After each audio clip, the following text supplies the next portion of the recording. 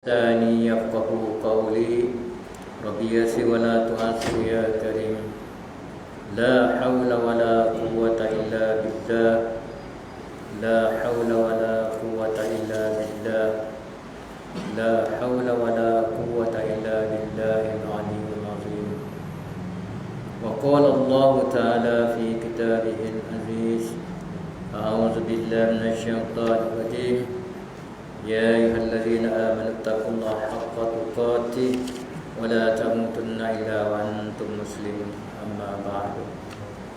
Yang mulia pengurusi Qadiah Masjid Fadil Tuan Imam serta pegawai masjid, barisan yang terkuasa masjid, saudara muslimin muslimat sedang jemaah namati Allah.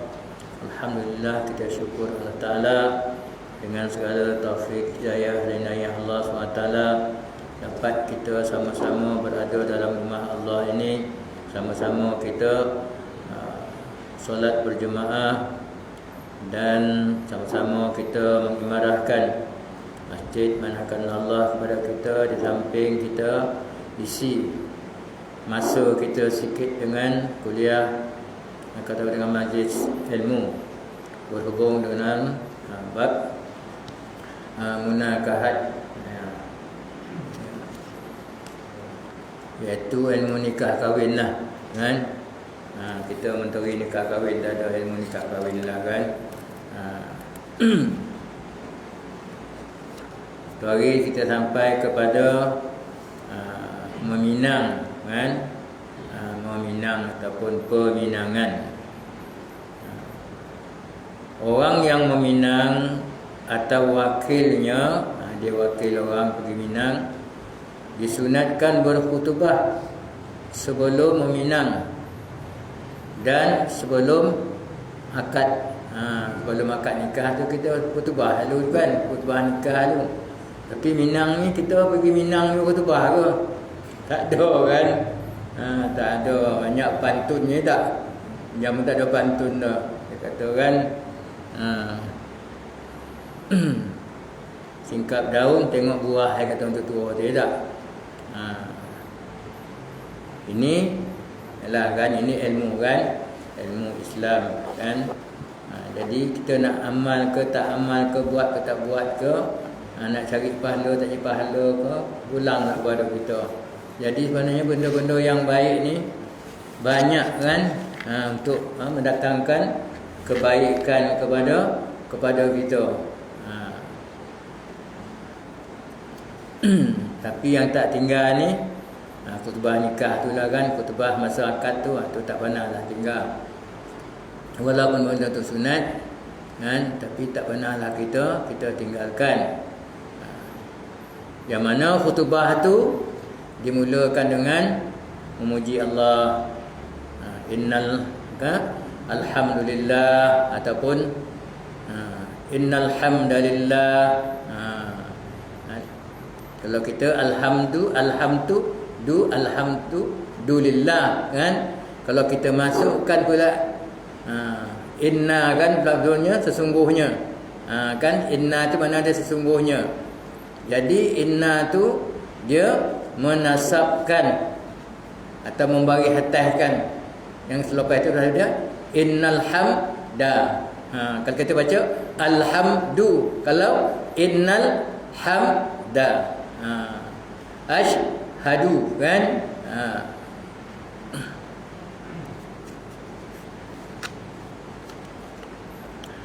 Ya, mana disunatkan memulakan khutbah tadi dimulakan dengan memuji Allah. Kalau khutbah jemaat pun dimulakan dengan memuji Allah. Itu adalah rukun khutbah. Alhamdulillah, dia kata kan, alhamdulillahil qail.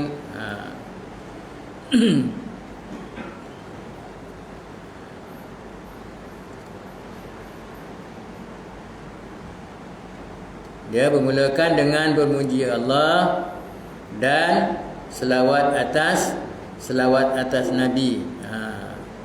Mana selawat atas Nabi pun tak tinggal kan, sunat kita selawat atas Nabi. Kalau semayang wajib kita selawat atas Nabi kan. Allahumma salli ala Sayyidina Muhammad wa ala ali Sayyidina Muhammad. Itu wajib. Mengucap 2 kalimah syahadat pun wajib kan. Dan setiap hari kita 5 kali kan. Tak boleh tidak kan. 5 kali satu hari satu malam kita 5 kali kita mengucap 2 kalimah syahadat dan kita berselawat atas Nabi SAW dan keluarganya kan. Allahumma salli ala Sayyidina Muhammad wa ala ali Sayyidina Muhammad. Itu rukun kan. Rukun sembahyang. Kalau tak baca tu tidak sah. Yang lain Ibrahim tu itu selawat Ibrahimiyah lah kan. Okey.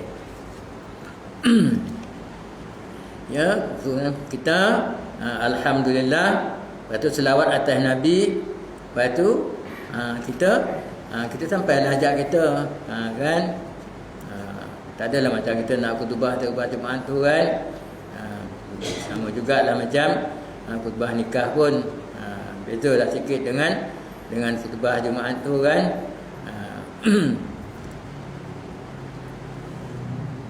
Kerana Rasulullah SAW telah bersabda, apalah suruh nak minang menakad nikah ni kena lah khutbah. Ada kan, ada ambilan dia, sandaran dia bersandarkan berdasarkan kepada sabda Nabi sallam, kullu amrin dhi balin la yubda'u fihi bil hamdi aqta. Semua perkara yang ada nilai tetapi tidak dimulakan dengan memuji Allah adalah terputus ataupun cacat lah. Cacat, tak sempurna lah.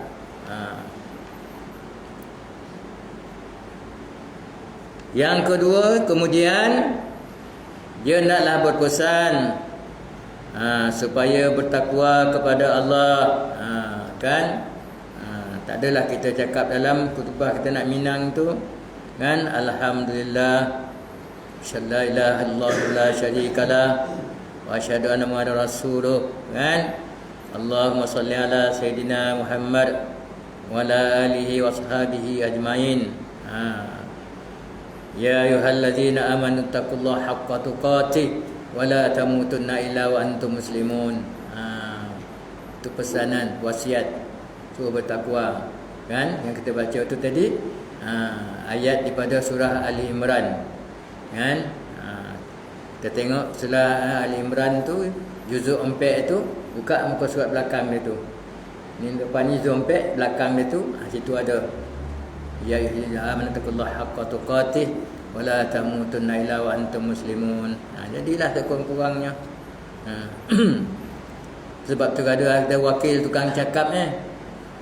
Kita minang bukan semualah nak bercakap kan. Ada kita serahkan wakil untuk yang tukang cakap. Hanya tukang cakap ni lah, dia kenalah ada sikit pengetahuan tentang agama ni kan.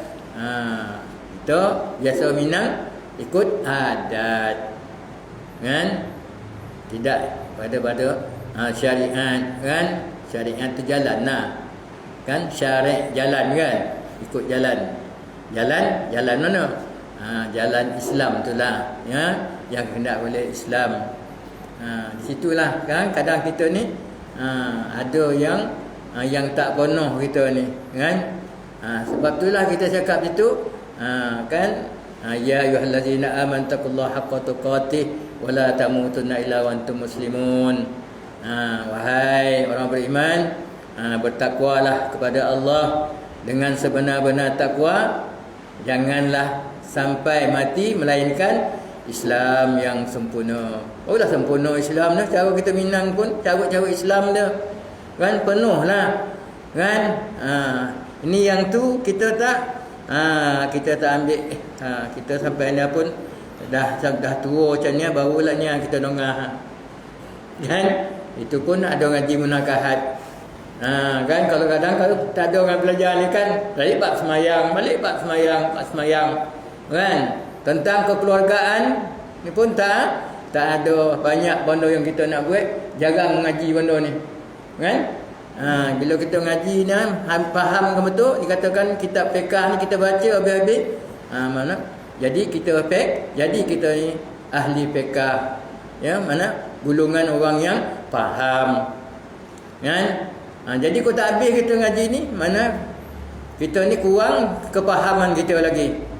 Kan? Tak cukup faham kita ni dalam Islam. Kalau kita ngaji semuanya, mana penuh dalam tu kan, tu benar-benar kita faham tentang Islam. Yang kita faham tentang semayang, itu pun banyak yang kita tak faham lagi. Nak wuduk pun macam mana, nak meratakan air, nak mandi pun macam mana, nak meratakan air. Banyak benda kan yang kita kena faham. Nak kahwin pun kena faham. Nak pergi daripada meminang lagi dah kita kena faham. Apa dia kata tadi? Sunat meminang. Dia kata kan, orang yang meminang atau wakilnya disunatkan berkhutbah kan, sebelum meminang dan sebelum akad nikah. Sebelum akad nikah tu biasalah kita kan, tu duduk lama. Sebab tu lah masa dalam majlis akad tu kita kena duduk, duduk dan diam. Sebab itu satu ibadah kan. Satu ibadah kita duduk dalam majlis akad tu tadi. Banyak benda-benda yang dibaca dalam khutbah tu, apa yang telah dijelaskan dalam Al-Quran dan apa yang dijelaskan oleh Nabi sallallahu alaihi wasallam kepada bakal pengantin dan juga kepada yang mengiring orang lama tu pun kena juga dikutubahkan sebelum kan. Sebab kita sama-sama ambil kan. Jadi ni hadis dia. Jadi pada sabda Nabi sallam tadi pendek aje. Kullimri'in zibalin la yubda'u fihi bilhamdi abta. Semua perkara yang ada nilai berhargalah kan, tetapi tidak dimulakan dengan memuji Allah adalah cacat. Islam kita tu cacat lah sikit. Tak saudara, tak cantik lah kan. Kemudian yang dalam pesan dengan bertakwa tadi kan, yang dibacakan ayat ni tadi, ya ayyuhallazina amanu taqatih tu, ataupun amma ba'du fa ya ibadallah ittaqullaha haqqa tuqatih. Cukuplah. Wali perempuan juga, wali perempuan, bapak kan, bapak kepada perempuan yang kita pinang tu, disunatkan berkhutbah yang dimulai dengan memuji Allah dan berselawat serta berpesan supaya bertakwa kepada Allah. Samalah orang Minang dia pantun, yang menerima pun dia jawab dengan pantun. Itulah kita pantun dia. Dia mulakan dengan khutbah, kita pun sambut dengan khutbah juga kan. Kita sambut dengan khutbah tu juga. Tak adalah khutbah meleret-leret. Ambil yang tu je kan, ambil yang atas saja.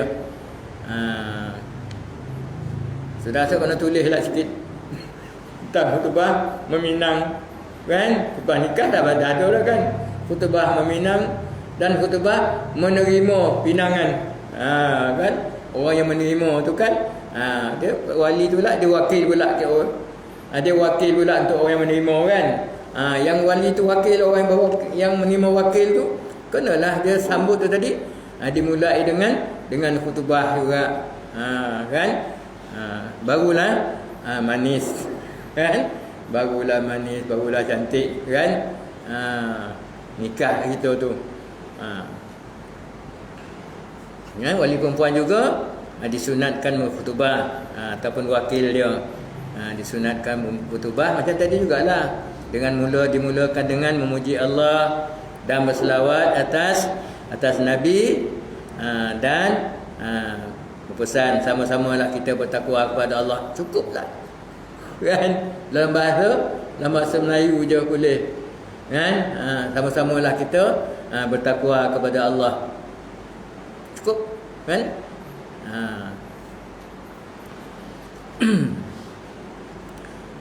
Khutbah sebelum akad nikah lebih ditekankan.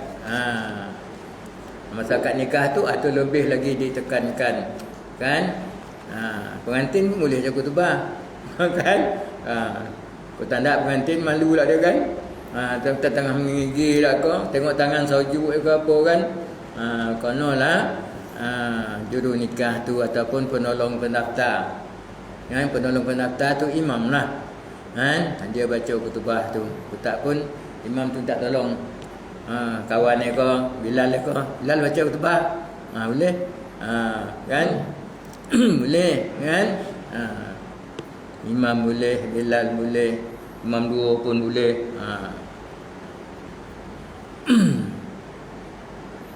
Ya, masa akad nikah tu tadi lebih ditekankan berbanding khutbah masa meminang, kerana ia dilakukan oleh para salafus salih radhiyallahu an. Salafus salih kan, sahabat Nabi dulu kan, semua dia ikut cara Nabi tu kan. Sebab itulah dalam kitab Asy-Syafi'i ni pun dijelaskan situ kan, daripada mazhab Syafi'i lah. Mana yang kita buat ni ikut kita bermazhabkan Syafi'i. Maka ikutlah kitab dia ni yang ditulis ni. Yang dia tulis tu pun diambil daripada Rasulullah sallallahu alaihi wasallam, diambil hadis dia. Para imam radhiyallahu anhu telah mencontohi khutbah Rasulullah sallam, sebagaimana yang diriwayatkan oleh Ibnu Mas'ud di dalam riwayat yang mauquf dan marfu'. Sabda Rasulullah sallam yang bermaksud, jika kamu ingin berkhutbah untuk menyatakan sesuatu hajat seperti hajat bernikah atau lain-lain, hendaklah kamu berkata, Alhamdulillah, segala puji bagi Allah, kami memujinya, nahmaduhu, nahna tu kami, nahmaduhu, kami memujinya, minta pertolongan dan minta ke pengampunannya, kami berlindung dengan Allah. Ini yang diajar oleh Nabi sallam kan, khutbah dia. Ya, segala puji bagi Allah, kami memujinya, meminta pertolongannya dan minta pengampunannya. Kami berlindung dengan Allah daripada keburukan diri ataupun kejahatan diri kami dan dosa-dosa amalan kami. Sesiapa yang diberi petunjuk oleh Allah, tidak akan ada sesiapa pun yang mampu menyesatkannya, dan siapa yang disesatkan oleh Allah, tak ada siapa pun yang mampu memberi petunjuk kepadanya. Aku naik saksi bahawa tidak ada Tuhan melainkan Allah yang Maha Esa, dan tidak ada sesuatu baginya. Asyhadu an la ilaha illallah wahdahu la syarikalah wa asyhadu anna Muhammadan abduhu wa rasuluh. Dikatakan asyhadu la ilaha illallah, tadi wahdahu la syarikalah kan. Dia yang Tuhan yang esa dan tidak ada yang sekutu baginya.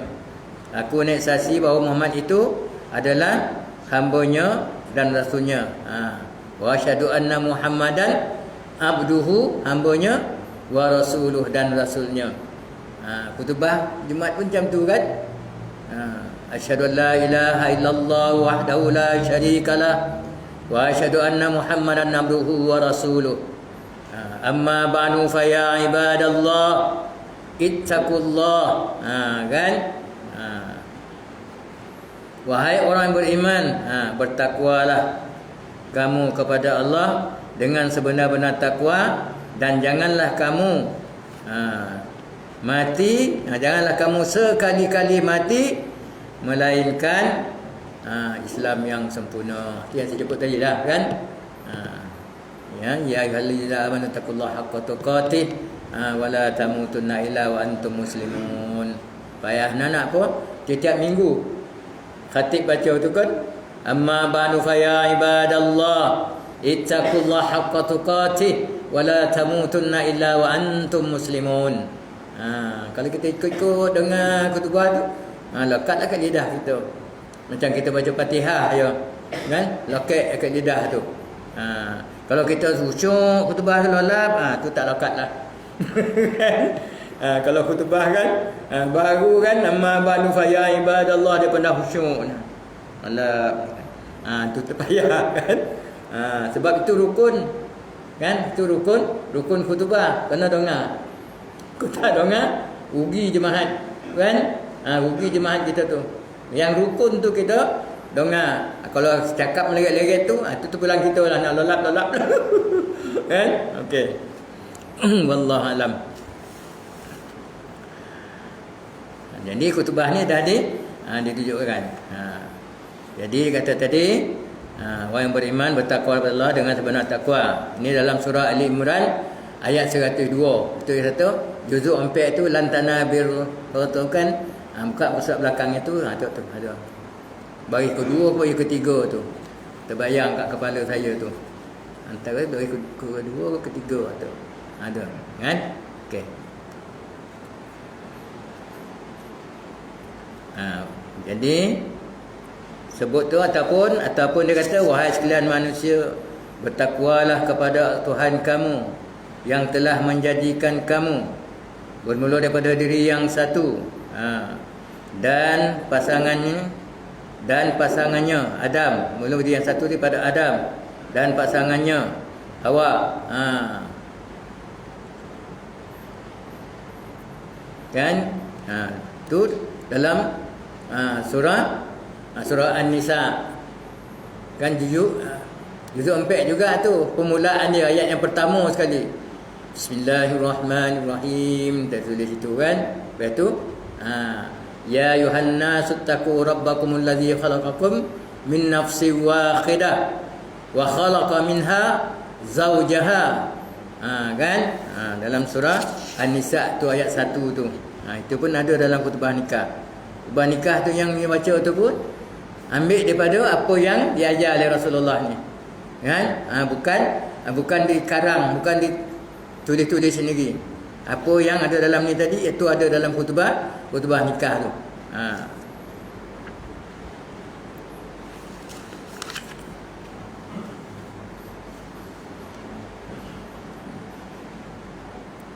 Dan peliharalah hubungan silaturahim kaum kerabat, kerana sungguhnya Allah sentiasa memerhati dan mengawasi kamu.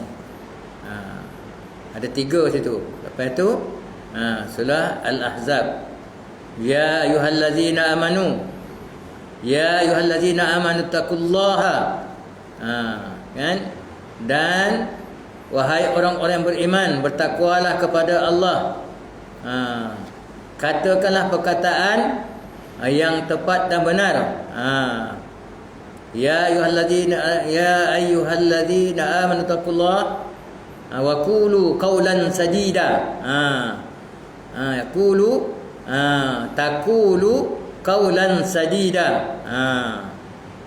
Itu dalam surah Al-Ahzab ayat 70 dan ayat 71, 2 ayat. Ya, katalah kataan yang tepat dan benar, supaya dia memberi taufik dengan menjayakan amal-amal kamu dan mengampunkan dosa-dosa kamu. Dan ingatlah, siapa yang taat kepada Allah dan Rasulnya, maka sungguhnya dia telah berjaya mencapai sebesar-besar kejayaan. Cukup sampai situ. Itu dia sekapur sirih dia. Kan? Sekapur sirih atau pembukaan kata-kata kita nak meminang. Dimulai dengan khutbah sampai baris tu je. Bukan nak khutbah panjang leret tak. Kita ikut yang kita pergi ni, minang kita tu ikut adat je. Kan? Adat mana?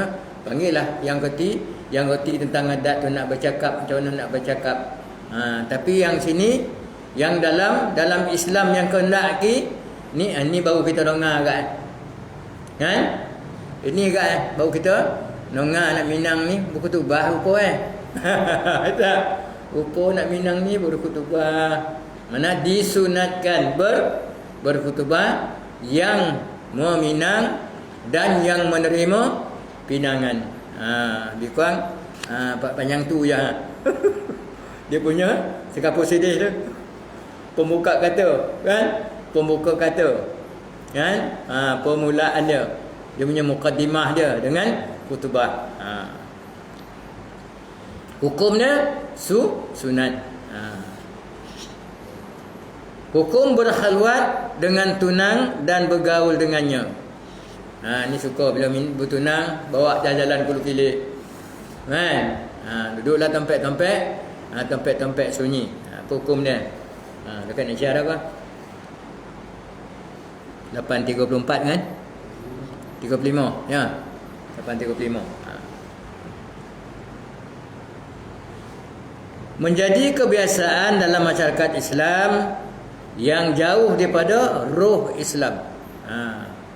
Roh Islam tu tak loket yang ada, roh kita yang ada. Roh nyawa kita tu ada, tapi roh Islam tu tak loket kat kita. Ya? Sebab yang jauh daripada roh Islam ni, mana selepas majlis bertunang, dia adakan pasangan lelaki dan perempuan yang bertunang mula bergaul mesra. Dulu tunang tak ikut kan, mak ngabah apa je kan, dengan wakil-wakil je.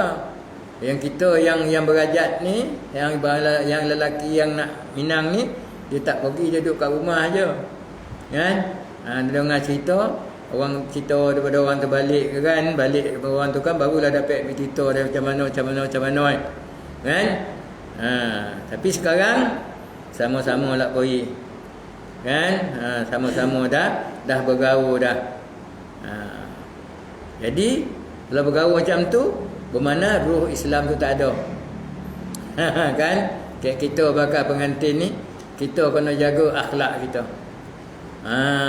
Jangan kata orang tu kata apa, orang tu gelojoh. Kan? Kata orang tu gelojoh benar. Kan? Biarlah kita sabarlah kan. Duduk kat rumah tu. Kan? Dah akad nikah tu bergaul benar lah. Kan? Tapi masa minang-minang tu kalau boleh ikut cara Islam ni. Mak abah pergi dah ada wakil dah lah, kita duduk rumah.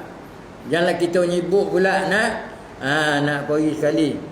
Tu dia kata tadi, ni menjadi kebiasaan dalam masyarakat Islam yang jauh daripada roh Islam. Mana roh Islam tu bukan pada kita aja, yang dalam majlis tu pun samalah tu. Kan? Kalau dia suka seronok, mana dia samalah tu. Kalau dia tak hormat, apa pula ni jantan ni datang kan? Mana dia tak suka, mana iman dia adalah. Mana dia kata selemah-lemah iman lah tu. Kan? Dia katakan selemah-lemah. Kalau rasa tak suka benda yang tak elok tu, mana dia tu selemah-lemah iman. Berdua-duaan dan berkhalwat.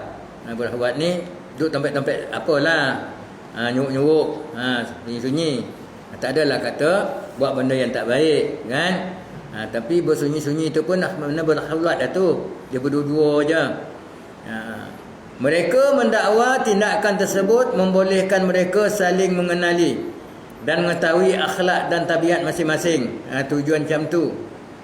Sedangkan lubuk hati lelaki tersebut mengakui bahawa dia tidak mampu walaupun sedikit untuk menyingkap hakikat sebenar akhlak tunangnya.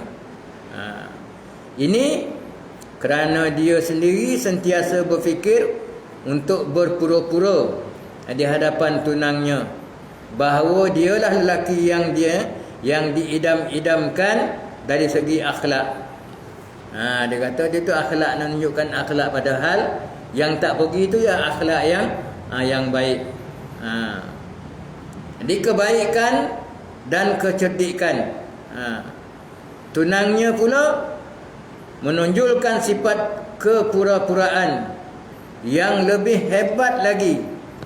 Dia cuba menggambarkan bahawa dialah perempuan idaman dari segi kelembutan, keperempuanan, adab, akhlak dan perangai. Orang perempuan pun macam tu juga. Ni macam cerita Musang berjanggut ni. Kan? Dia nak cari perempuan yang sebenar-benar perempuan. Kan? Maknanya suruh kata apa? Perempuan. Nak cari perempuan. Okey, pergilah cari.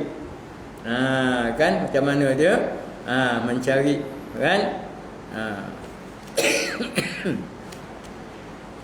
Bergaul mesra dan berdua-duaan, yang ni berkhalwat antara pasangan yang bertunang sebelum akad nikah, hukumnya adalah haram. Mana kita berdosa lah. Kan? Dosa lah.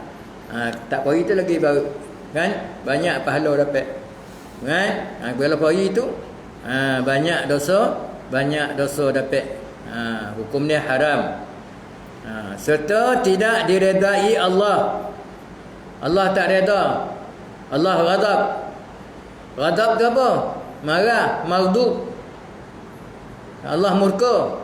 Tapi kita minta ghairil maghdubi alaihim waladdallin, bukan jalan orang yang kau murkai. Kan kita minta Allah, kan lagi kita baca Fatihah, kita minta bukan jalan yang Allah murkai, tapi kita buat jalan yang Allah murkai. Salah siapa? Salah kita. Sebab kita minta tapi kita tak tahu apa yang kita minta. Hari-hari kita minta. Minta kita jauhkan daripada jalan yang Allah murka. Kan? Kita minta Allah tunjukkan ihdinas siratal mustaqim, siratal ladzina an'amta alaihim. Ihdinas siratal mustaqim, tunjukkanlah jalan yang lurus, yang benar, yang sebenar dia. Kan? Siratal ladzina an'am, iaitu jalan orang-orang yang kau beri nikmat. Kan? Ghairil maghdub, bukan jalan orang yang kau murkai. Tapi kita buat yang Allah murka. Kan? Kalau haram tu Allah tak reda lah. Allah marah lah. Kan? Bila mana tak reda tu, tak setuju tu, tak marah lah. Kan? Ini sabda Rasulullah. La yakhluwanna rajulun bi'imra'atin illa ma'aha dzu mahramin. Tak boleh sama sekali lelaki dan perempuan berdua-duaan ataupun duduk berhalwat. Apa kata berhalwat tu? Duduk berdua-duaan secara sunyi. Melainkan mahram dia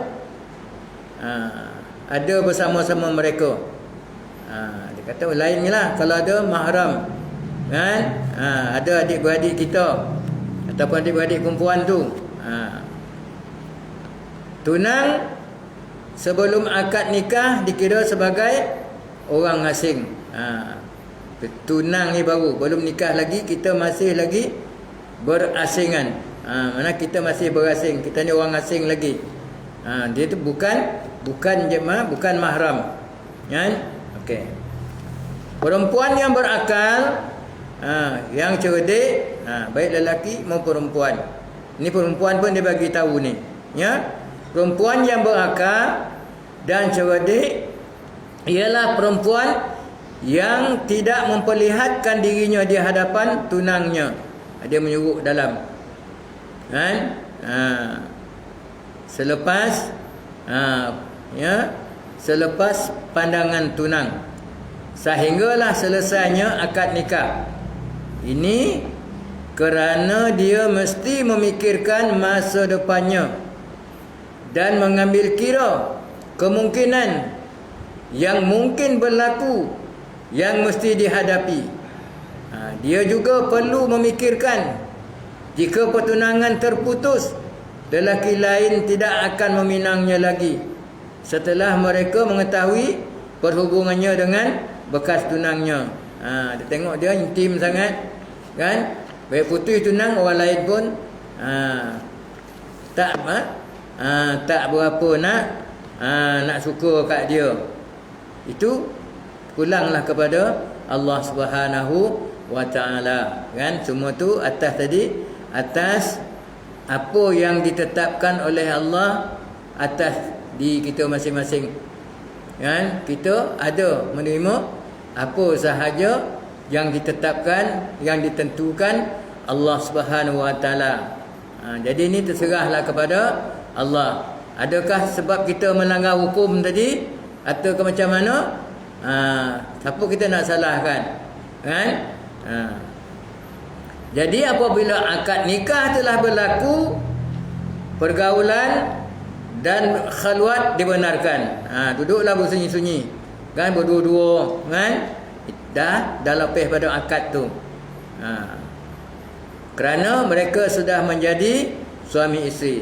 Mereka boleh melihat pasangan masing-masing tanpa sebarang dosa dan halangan daripada Allah Subhanahu Wa Taala. Allah pun tak halang lagi dah. Kita bebas dah. Bila dah aku terima tu, terimalah segala-gala dia. Kan, amanah Allah. Kan, kita tanggung, kan? Kan kita pikul, kan? Kita jagalah semua tu. Tu dia, kan? Jadi kita faham, ya. Kita faham, kita dah memang mengaji kitab ni fardu ain, kan? Mana hukumnya wajib. Bila katakan fardu tu wajib lah, kan? Fardu atas tiap-tiap diri. Ain tu diri lah, diri seseorang, individu. Ain tu wajib atas tiap-tiap individu. Sebab itulah kita nak kahwin, nak apa, kita ngaji, kan? Kita ambil ilmu nikah kahwin, kan? Bab dalam fiqh nama dia munakahat. Ilmu nikah kahwin, kan? Tentang rukun nikah, ya. Rukun nikah ada 5. Kalau di sini dia sebut sirah dulu.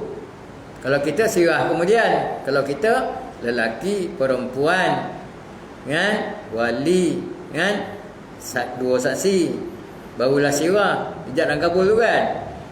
Kat sini pula dia ambil dulu sirah dulu. Sirah, ijab dan kabul tu, kan.